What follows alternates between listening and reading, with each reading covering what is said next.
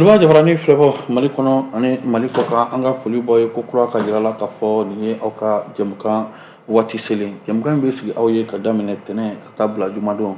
an bɛ delina ko fasiri kɛbaw mana gafe mun fasiri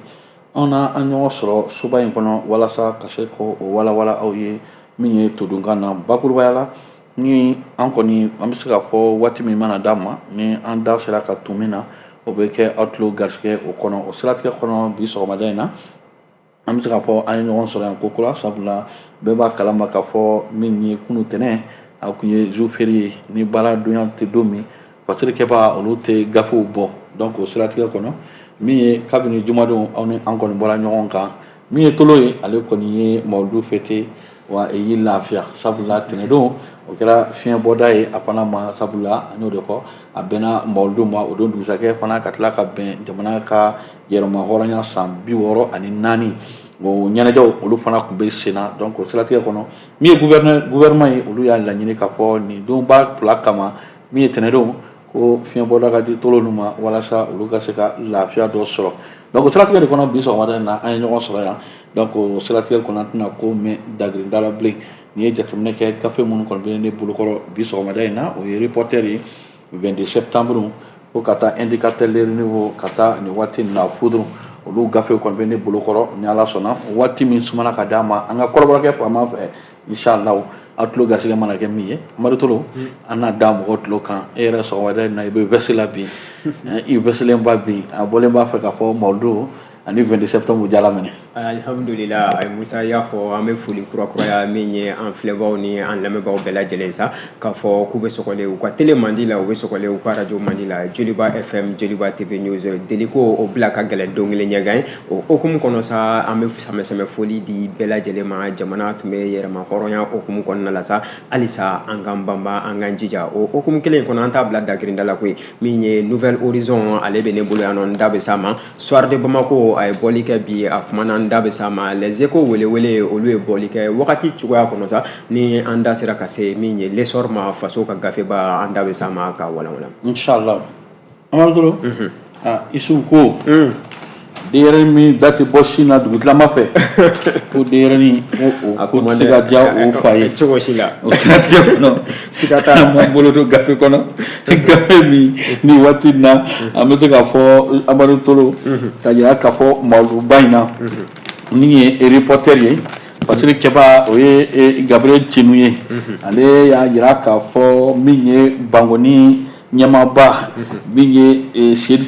Usumani Madani Hayidara ale min ye Amisaru ɲɛma ye ko a bɔra koyi wa a kumana ko n'i ye jateminɛ kɛ Gabriel Cenu ko min ye Hayidara ka intervention kɔnɔ nin waati n'a kɔni Hayidara kɔni ye kan bɔ koyi a ɲɛsin an ka jamana marabaaw ma ka kɛɲɛ ni nin waati na ko n'i ye jateminɛ kɛ an ka jamana kɔnɔ ko min ye wajiruw ye min ye juma kutubaw ye ko bɛ k'a fɔ min kɔni bɛ ka taa bamanatiw hakilinaw fɛ bamanatiw hakilinaw o lafasa an ka misiriw kɔnɔ ko donc o siratigɛ kɔnɔ nin ye wale min ka jugu jamana ma jamana min binnen don jamana min bɛ gɛlɛya kɔnɔ min ye banbaci wale ko ye donc Useni Madani Hayidara y'a jira k'a fɔ ka kɛɲɛ ni nin wajiruw ni nin kutuba minnu bɛ ka kɛ walasa ka se ka min ye terrorisme k'o hakilinaw o hakilinaw dili don hali bi ko ale kɔni b'a ɲini jamana ɲɛmaaw fɛ u ka wuli ka jɔ kɛ u k'u tulo ci nin kuma ninnu na u ka wuli ka jɔ kɛ walasa nin kuma ninnu dan bɛ se ka kari a la cogo min ko sabula n'i ye jateminɛ kɛ ko nin kuma minnu bɛ kɛ walasa ka se ka maaw hakili yɛlɛma ka ɲɛsin banbaci walew ma ko an bɛ se k'a fɔ an b'o gɛlɛya kɔnɔ surtout i yɛrɛ bɔra kalama ka kɛɲɛsin ni nin waati in na attaque min kɛra septembre kalo tile 17 san 2024 Bamakɔ ko n'i ye jateminɛ kɛ Hayidara ye profiter nin occasion fana fɛ min ye nin mawuludu kɛnɛba in ye walasa ka se ka tasibila kɛ ka ɲɛsin nin waati in na maa minnu ni tora nin attaque in na wa fana a ye foli ka ɲɛsin bi na an ka min ye jamana marabaw ye et surtout an ka finitigilakaw minnu ka wuli ka jɔ fana kɔni kɛra sababu ye ka nin ko in dan sira kan ani surtout jamanadenw minnu wulila k'u jɔ o sen kan walasa ni ko in bɛ se ka dansira kan cogo min wa a y'a yira fana k'a yira k'a fɔ ani bɛɛ kɔfɛ ale kɔni b'a a ka hakili a bɛ a ka jɔyɔrɔ yira n'i ye jateminɛ kɛ ko jɔyɔrɔ min an bɛ se k'a fɔ ko jɔyɔrɔ min bɛ se ka kɛ sababu ye nin waati in na ni ko minnu bɛ sen na min ye jamana marabaaw ye olu ka fɛɛrɛ kɛ pour que a ɲɔgɔnna kana se ka kɛ cogo min surtout n'i ye jateminɛ kɛ a y'a yira k'a fɔ nin waati in na kuma caman bɛ ka kɛ i n'a fɔ apologie de terrorisme bɛ ka kɛ nin waati in na o bɛ ka kɛ sababu ye walasa ka sifinnakaw olu hakili yɛlɛma walasa u ɲɛsin sɔrɔ nɔgɔya o fanfɛla fɛ donc a y'a yira k'a fɔ ko nin ko de bɛ kɛ sababu ye sabula ni jateminɛ kɛ nin sɔrɔ nɔgɔya in min ye nafolo nɔgɔma o de bɛ kɛ sababu ye walasa ka nin denmisɛnninw k'u hakili yɛlɛma k'u ɲɛsin nin ko jugu min ma min bɛ ta ka se ka an ka jamana k'o ci cogo min ko n'i ye jateminɛ kɛ ko sacrifice foyi man ka to nin waati in na foyi man ka to a ka tɛmɛ n'i ye jateminɛ kɛ ka ɲɛsin nin banbaci wale ko minnu bɛ ka kɛ nin waati in na an ka jamana kɔnɔ min ye Usumani Serif Madani Hayidara a y'a yira fana k'a fɔ nin waati in na a y'a yira k'a fɔ fana ko ko min ye contrôle ye nin jateminɛ na n'i ye jateminɛ kɛ i n'a fɔ voyage siraw kan sɛgɛsɛgɛli minnu bɛ ka kɛ ko dɔ ka fara kan de bi parce que n'i ye jateminɛ kɛ ko i n'a fɔ contrôle ninnu hali bi a ma fɔ a tɛ kɛ mais caman ka fara kan walasa ka se ka ko min ye nɔgɔya ye ka se ka don o la n'i ye jateminɛ fana kɛ a y'a yira k'a fɔ nin waati in na nin contrôle minnu bɛ kɛ n'i ye jateminɛ kɛ o tɔ ka fara kan walasa min ye nin ko suguya minnu kɛra o kana se ka kɛ tuguni jamana in kɔnɔ n'i ye jateminɛ kɛ n y'a fɔ ye Usumani Madani Hayidara ale kɔni nin waati in na a ye o conseil ɲɛma fana ye mais Amsar fana ɲɛmaba de don donc a ye nin kuma ninnu fɔ nin waati in na ka ɲɛsin a ka mawulu kɛnɛ min kɛra 26 mars ye donc nin ye bakuruba ka kɛɲɛ ni waati min bɛ ka na sabula bi waati an t'an tɛgɛ ma dɔɔni donc nin ye Gabriel Tenu ka fasiri ye toro ka bɔ le reporter kɔnɔ bi sɔgɔmada in bɔli la.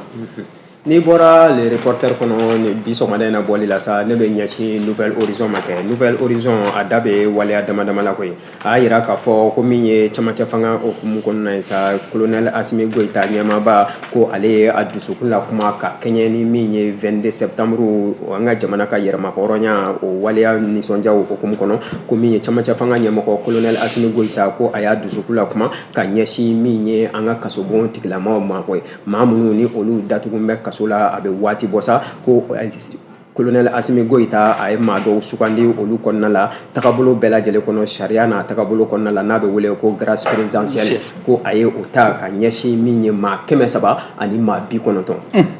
colonel Asimi Goyita a ka nin wulikajɔ kɔnɔna la i n'a fɔ Nouvelle Horizon maaw u daba la cogoya min na Demba Konte ale ka fasiri don a y'a yira k'a fɔ ko ka kɛɲɛ ni min ye colonel Asimi Goyita ale ka wulikajɔ hukumu kɔnɔna ye sa ko décret présidentiel min ni o bɛ tali kɛ siginidenw kan siginiden min ni o bɛ 24 fu ani 5 33 o wulikajɔw bɛɛ lajɛlen hukumu kɔnɔna la ko président colonel Asimi Goyita min ye septembre kalo tile 21 ye i n'a fɔ Nouvelle Horizon daba la cogoya min na sa ko a ye kibaruya bɔ ka bin koyi ko k'a yira sa k'a fɔ ko min ye kasoladen 390 ko ka olu kunkolo o bila fiɲɛ la nin waati kɔnɔna la sa pepewu fɛn t'u kɔ bilen fɛn t'u ɲɛ ka kɛɲɛ ni min ye jamana yɛrɛ ka bɛnkan tagabolo kɔnɔna ye ka kɛɲɛ ni min ye jamanakuntigi colonel Asimi Goyita ale ka jɛ hukumu kɔnɔna ye gafe y'a yira sa k'a fɔ ko min ye conseil suprême de la magistrature o ɲɛmaaba fana don min ye Asimi Goyita ye ko nin wulikajɔ in bɛɛ lajɛlen kɔnɔ sa ko a bɛ sariya siraw de ko fɔ sariya min ni Mali ya jamana yɛrɛ jɛnbɛ ni o waleyaw ye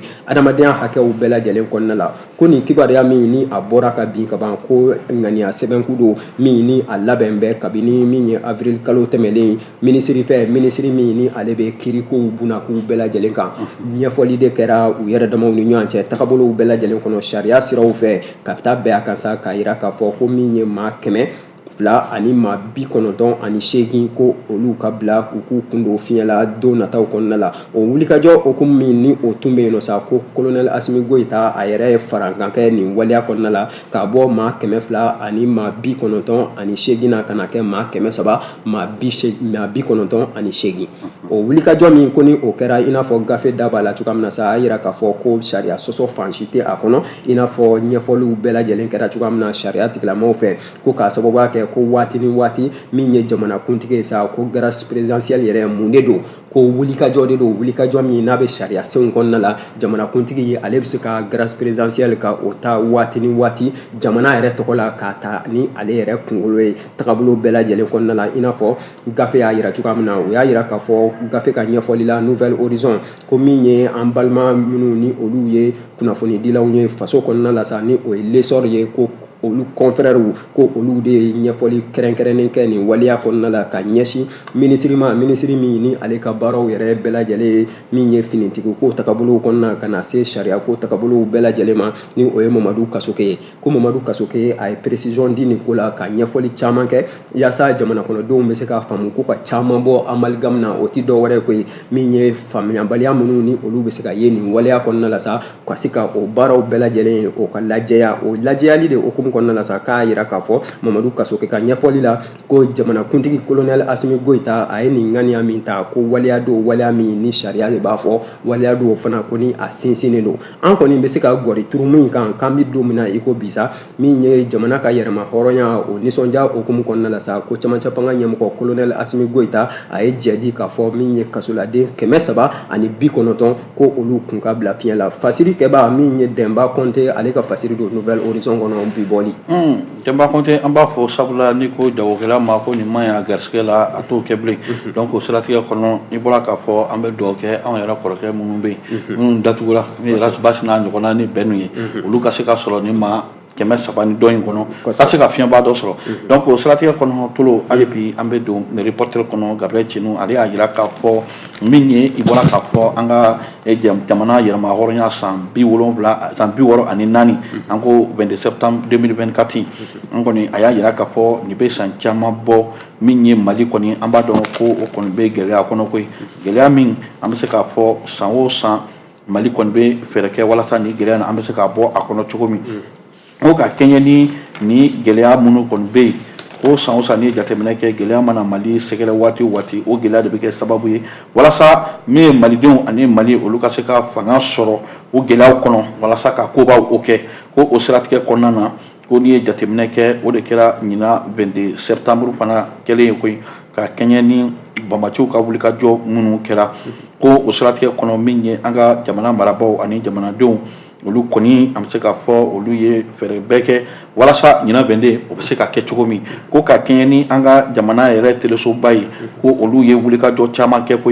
tolo walasa ni défileba min kɛra walasa jamanadenw olu ka se ka damu sɔrɔ a la cogo min ni ye jateminɛ fana kɛ ko min ye debaw ka taa min ye baara caman bilala sen na walasa ka se ka jamanadenw ka wulikajɔ ani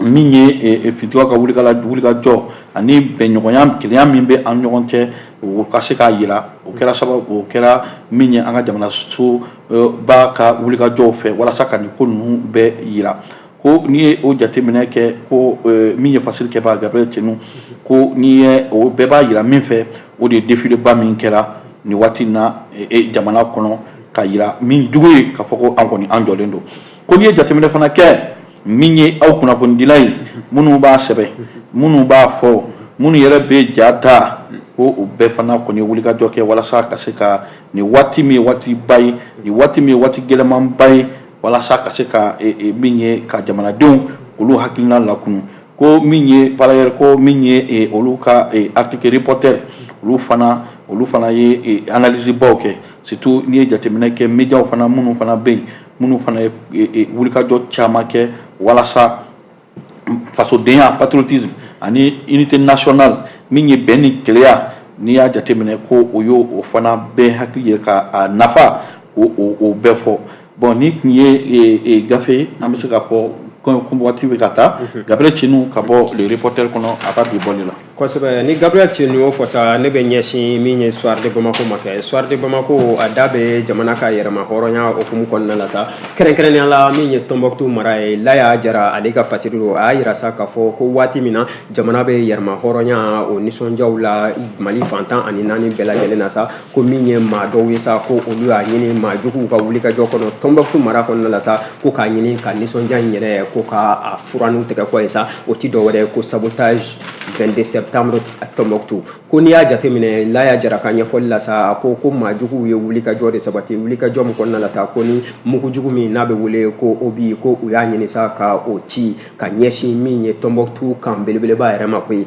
n'o ye kan militaire ye ko k'a sɔrɔ waati kɔnɔna la sa maaw tun bɛ cérémonie min ni o bɛ nisɔndiya olu ko fɔ la y'a jara ka ɲɛfɔli la soir de Bamako kɔnɔ bi a y'a jira k'a fɔ ko ka kɛɲɛ ni min ye maa minnu ni olu sera olu ma ka se ka u ɲininka k'u y'a jira sa k'a fɔ ko maajuguw don maajugu minnu ni u ye nin wuli ka jɔ ka a labɛn waati jan kɔnɔna la koyi ko n'i y'a jateminɛ Obi minnu ko ni o cira mugujugu tagabolo kɔnɔna la sa ko a kuntala ma janya bari ko a kɛra sababu ye sa maa dɔw bɛ yen ko olu ka bana maa si ma to a bɔnɛ a nin na ko bari ko maa dɔw banana maa minnu n'u ye olu sɔrɔ yɔrɔnin kelen ka se n'u ye hôpital régional la Tombouctou mara kɔnɔna la ko muguju min ni a cira maajuguw fɛ sa ko ka ɲɛsin faamaw dagayɔrɔ ma kɛrɛnkɛrɛnnenya la u ka nisɔndiya hukumu kɔnɔna la min ye kan fanfɛla la sa ko fo ka na se min ye aéroport Tombouctou fanfɛla ma sa k'a kɛra sababu ye maa caman tɔnu ka jɔrɔ k'a fɔ bɔn sen ka bɔn kun kan 22 septembre yɛrɛ o hukumu kɔnɔna la ko bari min ye maajuguw ye la y'a jara ka ɲɛfɔli la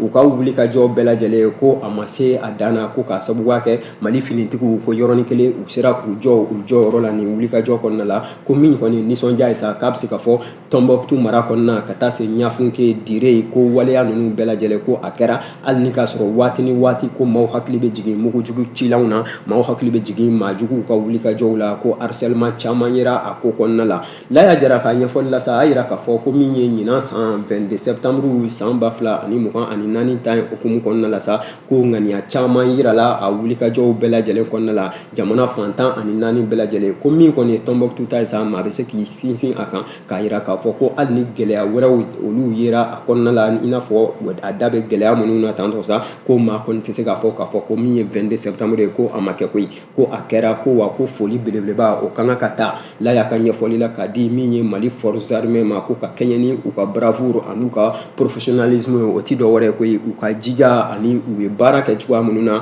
ni hakɛ sabatiliw bɛɛ lajɛlen ko n'i y'a jateminɛ sa wulikajɔ kɔnɔ la y'a ka ɲɛfɔli la waati b'an kɔ la sa ko min ye an ka finitigiw an ka commando minnu ni olu b'an ka finitigiw cɛla sa ko olu caman yɛrɛ yera a ko kɛnɛ kan minnu ni wagatinin bɛɛ lajɛlen na sa n'u sera k'u jɔ u jɔyɔrɔ la ko wa maajugu dama dama bɛ yen sa ko u sera ka olu minɛ don nataw kɔnɔna la sa ko siga t'a la k'a fɔ olu bɛna di sariya tigilamɔgɔw ma yaasa waleyaw bɛɛ lajɛlen o bɛ se ka sabati cogoya minnu na fasiri a bɛ soir de Bamako kɔnɔ u ka bi bɔli aw bonya b'a la. Ok an bɛ bɔ o la an bɛ taa min ye fasiri 22 septembre ye nin waati in na Tolo n y'a f'i ye a bila an t'a bila o tɛ tasuma ye a dabila an t'a dabila i ma lamini bila foronto dun na nin waati in na nin ye fasiri ye Brahima Diallo fulakɛ ka fasiri ka jira k'a fɔ 22 septembre ko kɔnɔna na Amadou Tolo ko min ye nin waati in na min ye président de la transition colonel Assimi Goïta ko a kuma bɛɛ ko o kuma kɔnɔ ko n'i ye jateminɛ kɛ a ka gafe kɔnɔ an b'a fɔ ma discours à la nation ko min ye président de la transition Assimi Goïta y'a jira k'a fɔ a bɛ hakili jigin kɛ ka ɲɛsin an ka président fɔlɔ minnu ye Mali tutigɛ Baba Modibo Keita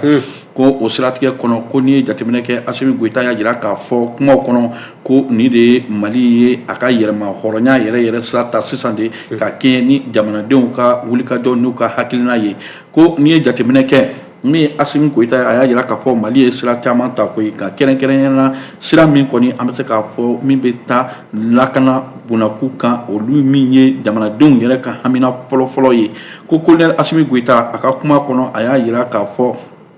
ko ɲina min ye 22 septembre ye ko o bɛna kɛ hukumu kɔnɔ hukumu min an bɛ se k'a fɔ a bɛ ka kɛ gɛlɛya ye surtout min ye finitigilakaw ka wulikajɔ walasa Mali jamana fantan ani 4 bɛ se ka kɛ a yɛrɛ ye cogo min surtout waati min jamana fantan ani 4 fana nin waati in na faamaw olu bɛ ka wulikajɔw kɛ walasa ka se ka banbaciw k'olu bunte ka bɔ an ka jamana kɔnɔ o siratigɛ kɔnɔ min ye colonel Assimi Goïta ye a y'a jira k'a fɔ nin waati in na min ye an ka finitigilakaw ye min ye forces armées maliennes ye ko bi olu kɔni kɛra sababu ye bi na walasa bi Ber Tesalit Andefif Kidal Aguelok ani a nɔkandugu a nɔkɔ kɛrɛfɛ yɔrɔw ko bi na min ye administration ye olu bɛ ka sigi o yɔrɔw la cogo min a y'a jira fana k'a fɔ min ye Amdama tɛmɛ o kan koyi min ye attaque min kɛra semaine tɛmɛnen Bamako min ye a y'a jira k'a fɔ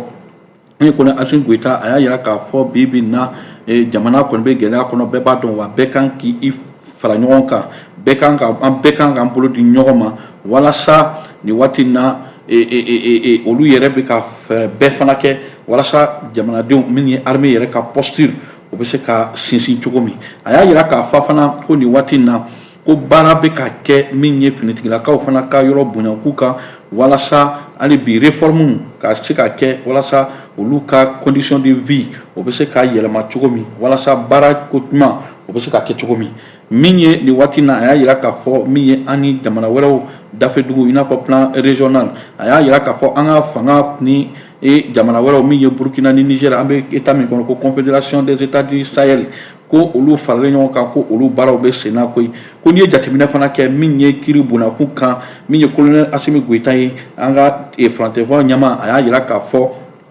ko min ye kiri bonakun kan ko wulikajɔ caman kɛra walasa ka se ka kiri ka se ka o sinsin hali bi walasa danaya bɛ se ka don kiri tigɛbaaw ani jamanadenw ɲɔgɔn cɛ cogo min a y'a jira k'a fɔ ko n'i ye jateminɛ kɛ nin kiri mɔgɔbaw fana kɛn bɛ ka wulikajɔ kɛ walasa ka texte ta walasa kiri yɛrɛ bɛ se ka adapter bi an bɛ contexte min kɔnɔ a y'a jira fana k'a fɔ ko min ye sɔrɔ bonakun kan ko wulikajɔ caman kɛra an na y'a sɔrɔ Mali kɔni bi na ko an ka économie ko a stabiliseren don a sinsilen don hali bi ka kɛɲɛ hali k'a fɔ an b'a dɔn gɛlɛya caman bɛ nka maa minnu bɛ sɔrɔ baaraw kɛ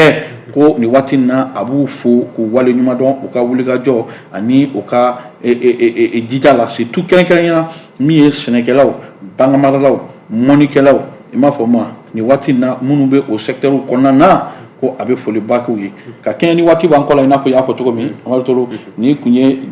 nin waati in na Burema Jalo ye Patrik Keba ale y'a sɛbɛn ka bɔ min ye nin waati in na 22 septembre kɔnɔ. N bɛ n tɛgɛ don n bɛ bɔ ni min ye l'essor tɛmɛlen kɔfɛ ka bɔ yen nɔ ani état tɛmɛlen kɔfɛ ka bɔ yen nɔ sisan sa n bɛ ɲɛsin min ye les échos welewele ma kɛ les échos welewele u da bɛ wulikajɔ la banbagaci wulikajɔ min ni o kɛra Mali kɔnɔna la n'a ma dogo maa si la ko Irisila jamana ko o nan bɛ ka don Mali jukɔrɔ koyi ko min ye Irisiw ka jamana ye sa ko u ye wulikajɔ sabati nin dɔgɔkun yɛrɛ kɔnɔ sa ka ɲɛsin min ye Mali autorités ma camancɛ fanga hukumu kɔnɔ gafe les échos welewele u da b'a la u y'a jira sa k'a fɔ ko ka kɛɲɛ ni min ye banbagacimaw ka wulikajɔ ye ka ɲɛsin Mali jamana ma sa ko min ye Irisiw ye ko olu ye u ka ŋaniya ka o bɔ ka bin ka tila ka u kumakan k'o bɔ ka bin ka tila ka u dusukun yɛrɛ ko fɔ o sinsin ka ɲɛsin min ye Mali forces armées o dɛmɛli tagabolo ma ko nin baara in bɛɛ lajɛlen ko a sabatira min ye Irisiw ka jamanakuntigi Vladimir Putin ale ka wulikajɔ dɔ hukumu kɔnɔna la sa ko a ye bɔli kɛ k'a jira k'a fɔ ko min ye Irisila jamana ko o tɛ se ka to sigilen ten cogo si la ka i tɛgɛ fila da sen kan ka min ye Mali jamana lajɛ ko gɛlɛya min ye ni Mali jamana y'a sɔrɔ sa min ye Irisiw ka jamana ɲɛmaa ye ka taa se min ye Irisiw ka gouvernement kɛrɛnkɛrɛnnen la Moscou fanfɛlaw sa ko u ye ŋaniya siri sen kan ŋaniya min n'o tɛ dɔwɛrɛ ko min ye furaw ye ka olu fara ɲɔgɔn kan min ye musaka dɔw ye ka o fara ɲɔgɔn kan ko ka ɲɛsin Mali jamana ma don nataw kɔnɔna la sa ko yaasa wulikajɔ bɛɛ lajɛlen o bɛ se ka sabati halisa cogoya minnu na maa minnu ni olu banan bɛ olu bɛ se ka taa furakɛ cogoya minnu na ko hali ni k'a sɔrɔ Mali yɛrɛ mako bɛ gafe bɛ k'a jira cogoya min na sa Irisila jamana la sira wɛrɛw fɛ sira minnu ko ni olu bɛ se ka kɛ sinsin siraw ye sa ko sɔn bɛ kɛlen o ma gafe kɛmɛ k'a jira min ye les échos welewele u ka bi ɲɛfɔli la ko minisiri min ni o bɛ Irisila jamana ni jamana wɛrɛ cɛɲa ko ɲɛmɔgɔbɔli kɔnɔna la sa n'o ye Sergei Lavrov ye ko ale yɛrɛ ka nali la Mali kɔnɔna la sa a kun ye nin wulikajɔ ninnu kumaw fɔ koyi ko o hakilina de kɔnɔna la Confédération des États de l'Alliance du Sahel ni o ye AES ye o wulikajɔ fana kɔnɔna la fo ka na se bolodi ɲɔgɔnma min n'o bɛ Mali jamana ni Irisila jamana ni ɲɔgɔn cɛ k'a tɛ waati jan bɔ min ye nɛgɛjuru sira ye ko o tɛmɛna Mali minisiri min ni o bɛ an ka jamana ni jamana wɛrɛ cɛɲa ko ɲɛnabɔli kunna Ablaye Diop ale ni Irisiw ka ɲɛmaaw ni ɲɔgɔn cɛ ko nin waleya min ni a balila ko balalen o bɛ ko sudalen sa ni o nana kɛ min ye Mali kɔnɔna la yan nɔ sa banbagaci waleya hukumu kɔnɔ sa ko Vladimir Putin ale ni Irisila jamana ko u ye u dusukun la kuma koyi k'u y'a jira sa k'a fɔ ko min ye Mali jamana ye sa u b'u jukɔrɔma dondo bi u b'an jukɔrɔma dondo sini ko wa sira bɛɛ lajɛlen fɛ min ye musakako tagasiraw ye min ye furako tagabolow ye fo ka na se sira wɛrɛw ma ni Mali mago bɛ Irisila la ko daw bɛ yɛlɛnnen bɛɛ lajɛlen sa ka se ka wulikajɔ sabati jamana ɲɛmaaw olu ka tagali bolo kɔnɔna la banbagaci waleya waleya ko o kɛlɛli okumu kɔni kɔnɔna la sa ko irisiw ti sɛgɛn u ti ɲina wa hali sini ko u bɛna tɛmɛ ni u ka waleyaw ye ka don Mali jigi kɔrɔ. Fasiri a bɛ Les Echos welewele kɔnɔna la M Sangare ale ka fasiri don aw bonya wala. Teliyala an bɛ bɔ sabula waati min sumana ka d'a ma yanni lamini ka fɔ heure sera nin waati in na an b'a dɔn waati sera waati sɛbɛkolen bɛ donc nin waati in na an b'a fɔ ko l'indicateur de renouveau olu y'a yira k'a fɔ nin y'a a san 11 ko ye Amadou Tolo ko découpage administratif territorial du Mali ko bi kɔni ko bɛ se ka fɔ o kɔni kɛra tare o bɛ kɛ sababu ye Mali ale kɔni bɛ tigɛ région 19 district kelen min ye cercle 159 arrondissement 474 mais 474 arrondissements 815 communes ani an bɛ se k'a fɔ 12 641 villages fractions ou quartiers donc ni jateminɛ kɛ ko nin ye découpage kura ye minnu kɔni kɛra Mali la min bɛ se k'a fɔ o carte kura kɔni yɛrɛ la min ye an ka président min ye Assimi Goïta ye l'administration territoriale fɛ nin waati in na donc ni ye jateminɛ kɛ ko an bɛ se k'a fɔ nin baara min bɛɛ kɛra ka kɛɲɛ ni min ye Assimi Goïta ale kɔni an bɛ se k'a fɔ ale ni promulgation mesure kura ni promulgation kɛ ka bɛn mars san 2023 donc o bɛ kɛ sababu ye mana walasa min ye représentativité minnu bɛ yen gouverneur fara préfet kan olu bɛɛ kɔni bi an bɛ se k'a fɔ olu bɛɛ nommé la ko nka n'i ye nin jateminɛ kɛ nin baara bɛɛ sera ka kɛ ka min ye préfet sous préfet olu bɛɛ bila ka taa n'i ye jateminɛ kɛ ko ministre caman de fana faralen b'a kan koyi n'i y'a mɛn ministre de l'administration territoriale et de décentralisation ministre de la défense et des anciens combattants ani ministre de la sécurité et de la protection civile ko olu kɛra sababu ye walasa nin représentation ninnu bɛɛ ka se k'a ye bi bi in na bɛɛ ka se k'i ka yɔrɔ sɔrɔ et surtout bɛɛ fana olu kan ka se ka kɛ Mali fan 14 bɛɛ la ko surtout n'i ye jateminɛ kɛ kɛrɛnkɛrɛnnenya min ye Kidali ye Kidali min b'a dɔn bɛɛ b'a dɔn ko o kɔni tun tɛ Mali bolokɔrɔ a bɛ san caman bɔ donc ka kɛɲɛ ni waati yɛrɛ n'a kɛcogo ye ni kɔni ye fasiri ye an ye min bɔ indicateur de renouveau kɔnɔ o ka source o ye jamana min ye telesoba ye ayiwa kuma teliya waati kɔni faso ka gafe ba b'a datugu ni farikolo ɲɛnajɛ ne tɛ bɔ kulonkɛ la cogo si la ne ma farikolo ɲɛnajɛ fɔ Lamini bɛ wagati min di yan nɔ o hukumu kɔnɔ sa min ye ko classement FIFA ni kalo ta kɛrɛnkɛrɛnnenya la sa bakuruba la kumakan surunya la faso ka gafe ba ni o ye l'essor ye o y'a yira sa k'a fɔ ko farafinna bolo kan ko Mali bɛ jɔyɔrɔ 10 na an bɛ don min na i ko bi ko b'a yira sa k'a fɔ ko dɔ farala Mali ka yanga kan o sabatigiw o sɔrɔla Mali ka bɔ ko laban fila ninnu an ye se min sɔrɔ ani an ye dɛsɛ ɲɔgɔnna min kɛ ko a bɛ kɛ sababu ye sa min ye Mali ye dɔ ka fara a ka yanga kan farafinna bun kan ani min ye diɲɛ yɛrɛ bun kan faso ka gafe ba ka côté min ye l'essor alu ka bi bɔli la e ka ni farafo ɲɛnajɛ man di Lamini ni Lamini tun b'a dɔn o de tun don Lamini yɛrɛ tun tɛ waati den ma o sabula aw tɛ gagné yo ani dusukasi de bɛ a bɛ Lamini de bali ka dumuni kɛ donc o sera tɛ wala bi fo k'i ba n'a fɔ yala ka wari bila basket la e b'a Lamini yɛlɛmana basket la sa a bɛ na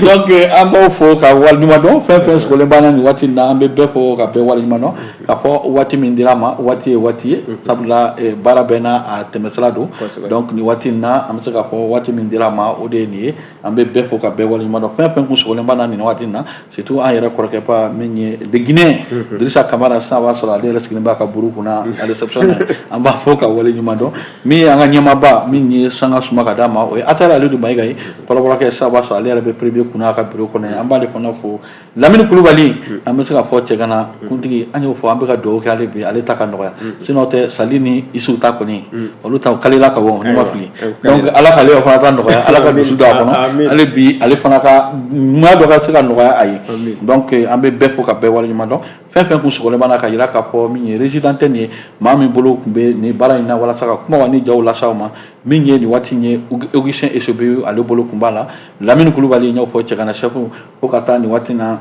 Isu Kulubali de wa ou bien Isu